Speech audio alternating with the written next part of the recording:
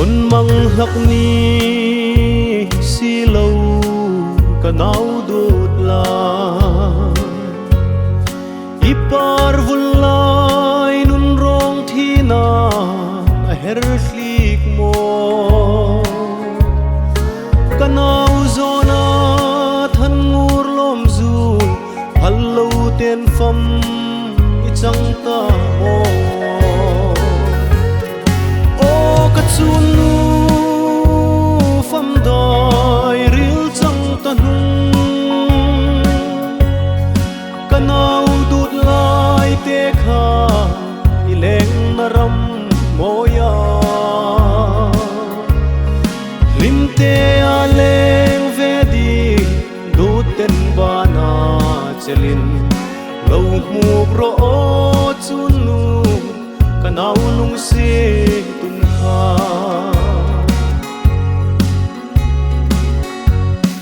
trun sin lein tlang dang aleng in mo isak rung e khom hung mu pha ve lovin mo anna emel katur thim no iu hin ka tur thim thei no o ka chun fam dai ril chang ta nu kanau dut lai te kha ileng naram moya lim te aleng ve di dut ten bana chelin lo mu ro chun nu kanau lung se tum kha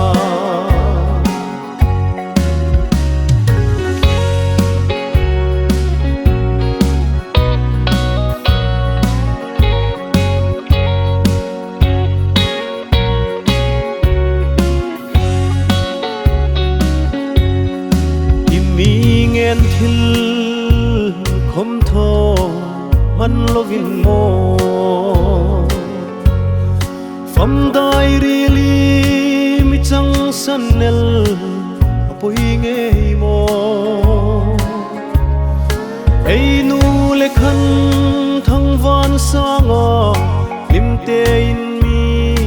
lo mu ro o ka chun dai ril chang ta nu kanau dut lai te kha ileng naram moya lim te aleng ve di dut ten bana chelin lo mu ro chun nu kanau lung se tum kha